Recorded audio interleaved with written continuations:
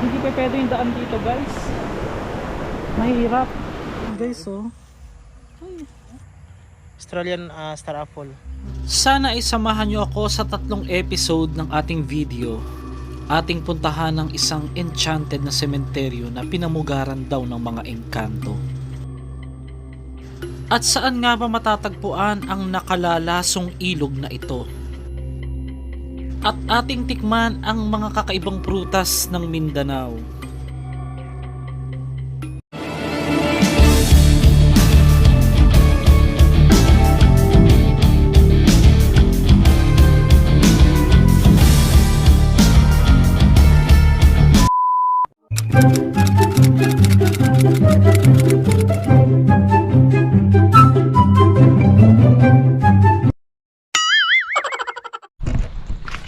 So hindi siya kaya ng motor guys.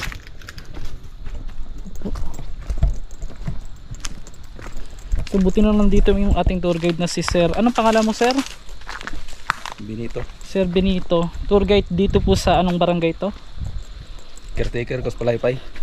Caretaker po siya sa Palaypay Falls. So tignan nyo guys, paano makakadaan dyan yung ano? Yung motor. Grabe. Kung gusto nyo ng adventure guys, good luck. Kailan dito din tayo dadaan mamaya? Ano? Oh, good luck. babalik natin dito tagi. Good luck. Haba-habang trekking to guys. Good luck sa atin. Grabe. Guys, mali pala yung daan namin kasi kung dito pala kami dadaan, napakalayo pa. Pero ito, papakita ko niya para sulit naman yung punta natin. Tignan nyo to, meron ditong napakagandang ilog. Naiinom ba yan, sir? Ay, grabe, ang linaw. Oo nga. Ayun nga. Ang ganda. Napakalinaw ng tubig. Diba? Ha? Tingnan nyo guys, oh. Ayan, oh, ganda.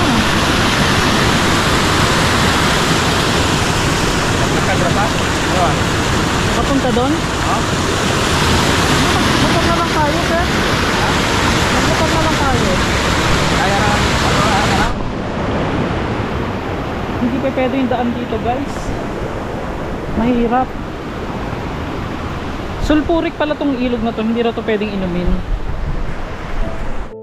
Sino bang mag-aakala na sa ganda nito ay bawal itong inumin at kahit napakalinaw pa dahil nga sa taglay na acid or sulfuric daw na sinasabi sa atin ng pinakailog na ito. Kaya ito talaga hindi mo pwedeng inumin at bawal daw at pwede kang malason talaga.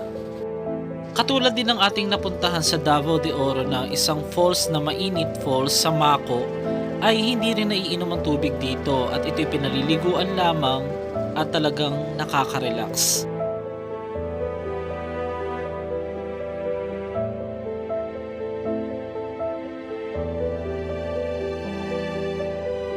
So ito guys, sakop siya ng Tamugan, barangay Tamugan dito, Upper Marilog, Davao District. Pero Davao City pa po ba to? Hindi na. Sakop pa to ng Davao City. Ang laki ng Buda nga, Davao pa rin eh. ang laki ng sinako pa. Di ba ikaw yung may-ari ng Davao dati?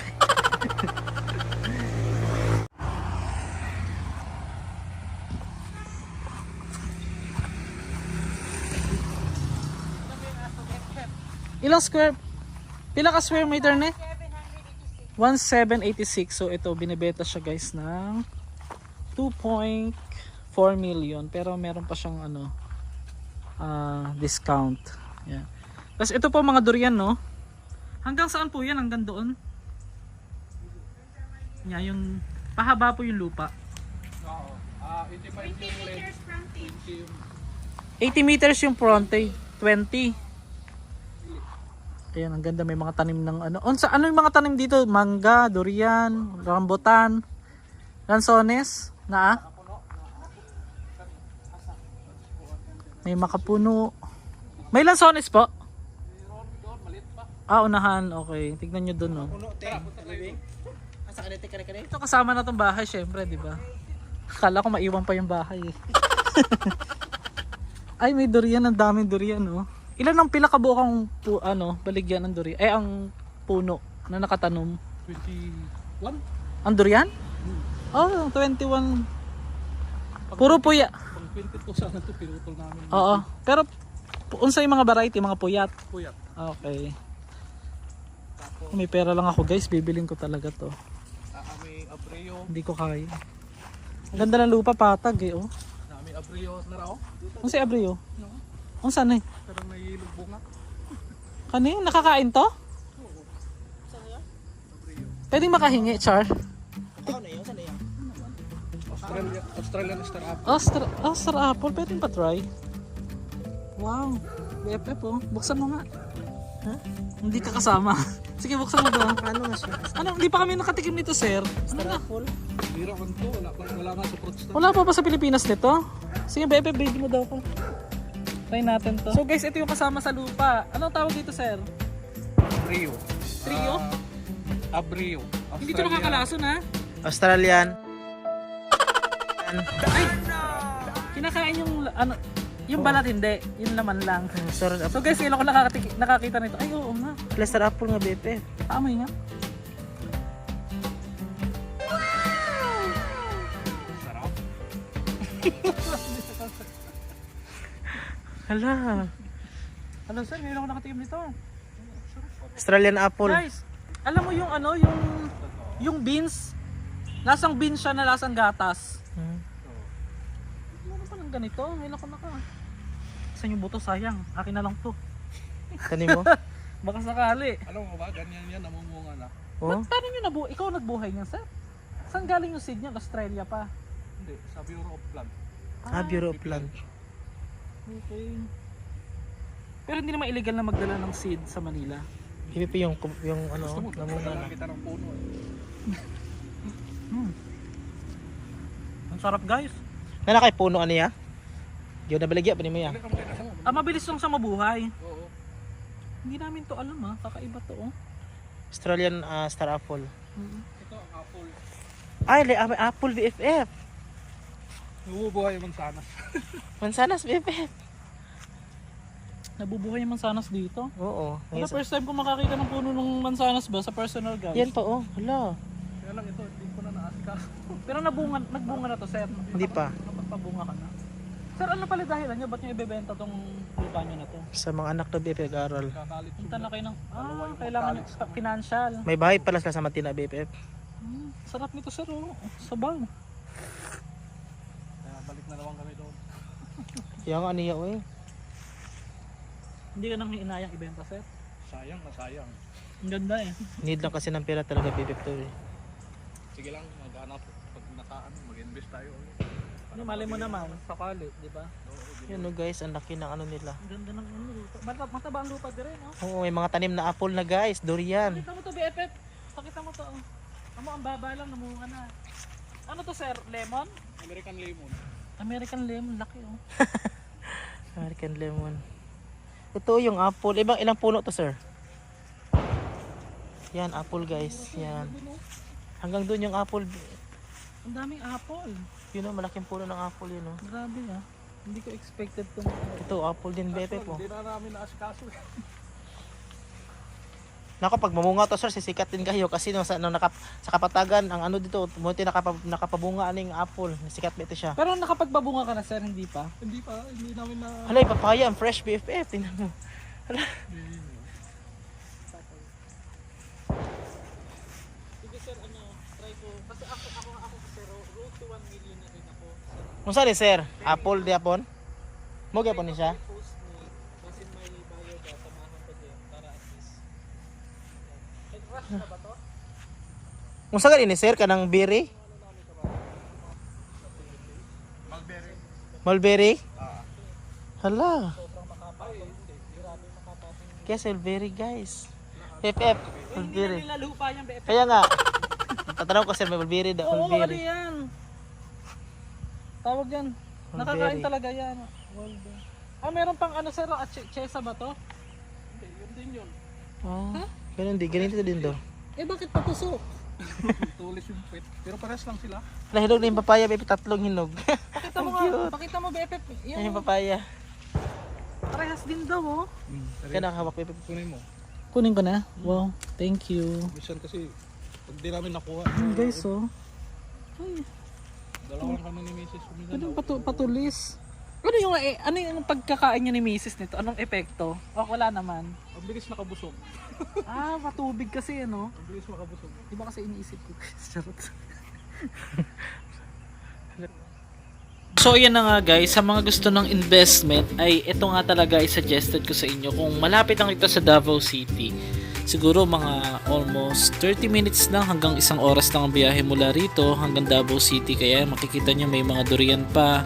As in kung ako lang talaga may pera guys, bibiling ko talaga to. Pero kayo na bahala, mag-comment na lang kayo or i-PM nyo na lang ako direkta sa FB page kung interesado kayo, kasi talagang ano mo naman, mahigpit ang pangangailangan natin ngayon.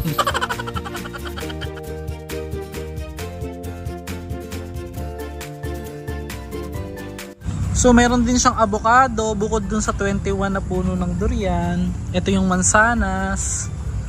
Ba't nyo naman naisipan sir magtanim ng mansanas? Sinubukan nyo lang? Sinubukan, kasi nung kumain kami ng mansanas, yung buto may ugat. Ah, So ngayon, nilagay namin sa ano, nabuhay. oo. Galing no? Sinubukan namin. Nabubuhay pa. Nabubuhay pa rin mansanas dito no? Ganda ng shape ng lupa. Pahaba lang siya na straight BFF. A few moments later.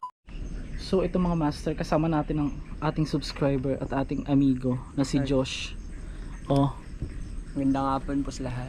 hindi na hapon, charot. So ngayon, pupuntahan natin, kasama natin siya, yung 2 malaking puno dito po sa sementeryo, dito po sa Toril. Oo, shout out po sa lahat ng taga dito. Nagbalik tayo dito after 2 years. Yung nakaraang vlog natin, di tayo nakapunta, nakabalik kasi nga may bumabato sa atin. So ngayon, this is it.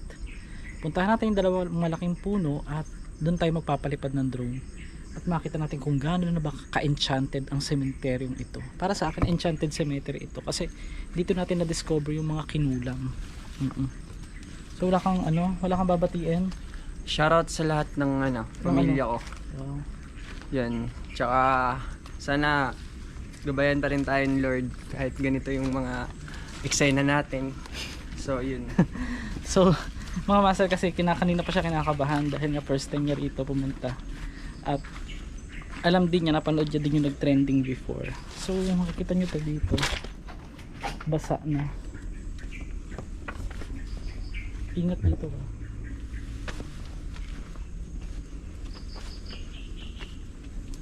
Mapapansin nyo itong sementeryo as in sobrang luma na talaga mga master. At ito pa, meron akong bago nakuwang impormasyon dito mga master. Yung mismong taga Toril na nakausap natin, na pinag-arkelahan natin ng motor, ay nandun pala yung, dito pala gumagala yung babaeng parang baliw. May gumagala raw rito parang babaeng baliw. At nambabato daw, nanghahabol.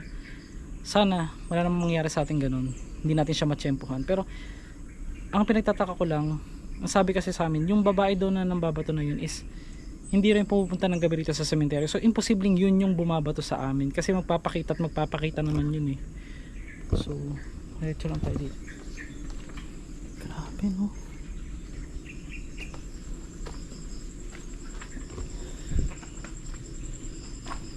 Gabayan nawa tayo ng Diyos dito. Nandun yung malaking puno eh. Sa kabila.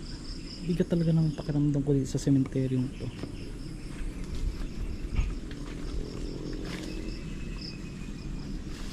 Kaya parang ang hirap pumunta rito ng gabi. Ano?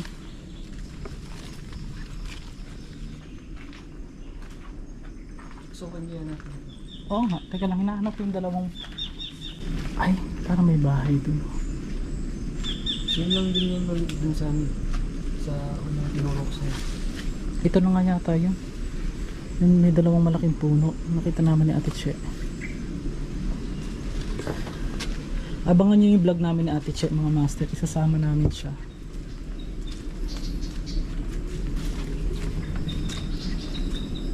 Ay, ang creepy naman ito.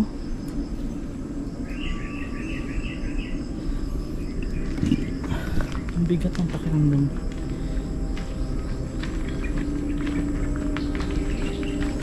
Anong sabi mo? Anong sabi mo?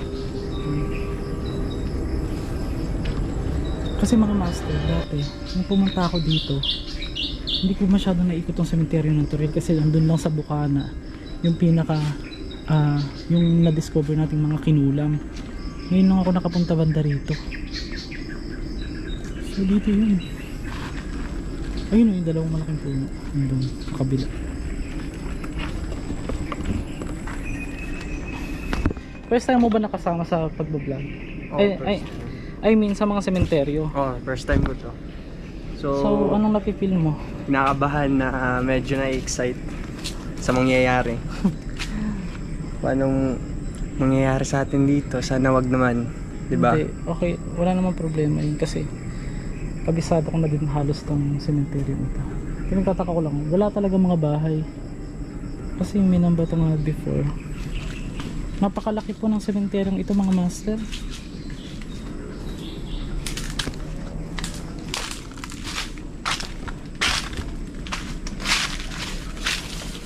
Hanggang dun, oh. Saan tayo magpapalipad? Dito na sa may malaking puno, no? Parang walang hangin, ano?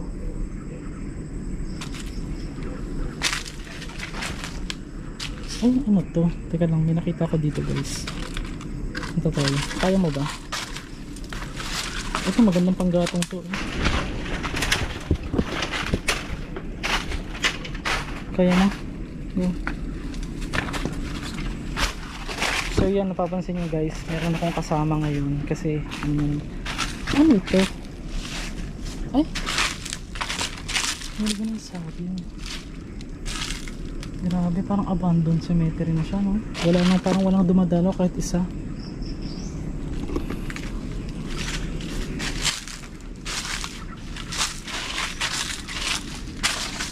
Meron nga din mga master na sinasabi yung iba dito na may mga nag-ano daw dito na kayamanan, nagbaon yung mga panahon ng Hapon kasi 1900s pa po ang sementeryo ng Turil.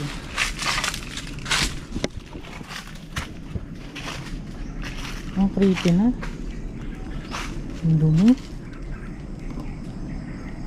Yun yung dalawang malaki, parang may tao. May tao ba? Wala. Ito tayo.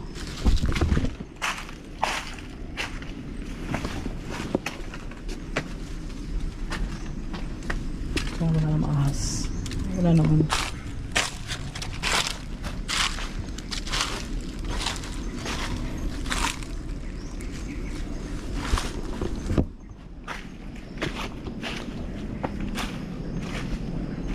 Okay, kasi din tayo lalabas eh. Mamaya, hindi na tayo babalik dito eh. Doon yung labas natin.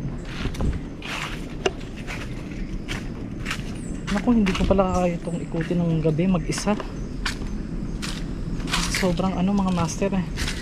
Hindi ako masyadong takot sa multo. Alam nyo yan. Yung ahas. Yan, dapat kang matakot dyan. Kasi nanunuklaw yan. Ahas na bro. Ahas tulog. Ahas tulog. Mga master, may mga nagko-comment din, sabi, pumunta raw ako ng sementeryo at maghanap daw ako ng ka-birthday ko. Ba't hindi mo gawin? Ikaw nakaisip. Bakit ako? Charis. Joke lang guys. Alam niyo namang mahirap gawin yun dahil iisa-isahin mo pa itong mga puntod. Diba? Ito na, dito tayo magpapalipad ng malaking puno na to. Ang sementeryo nga ng Turil ay inabot na nga daw ng panahon pa ng mga Hapon o itinayo noong 1901 pa mga master. Lingid sa kaalaman ng iba, dito natin natuklasan ang mga kinulang na inilagay sa isang bungo na isang pamilya. Muli natin silang kamustahin sa susunod. Makalipas nga ang 2 taon ay naitampok nga ito na mismong ito yung kanilang pinagpaliparan ng drone nung tayo ay naitampok sa KMJS. Mga kinukulam kung ang ibang vlogger sa mga tourist spot na gagagala si Master Gala mag-isang gumagala sa mga sementeryo. Hindi man natin na sila nakakapiling ay magsilbing paalala sa atin na lahat tayo ay temporal o temporary lang sa mundong ito. Dahil naniniwala ako na may mas magandang mundong nakalaan para sa atin at hindi ang mundo ng kasalanan, kundi ang mundo ng pagpapala. Dahil sila, kahit wala na sa mundong ito, ay dapat pahalagahan dahil balang araw ay magiging isa din tayo na gaya nila. Walang umaalala, at kung maalala man ay hanggang dun lang. Namatay man sila sa atin, pero ang mga nagawa nilang kabutihan hindi namatay.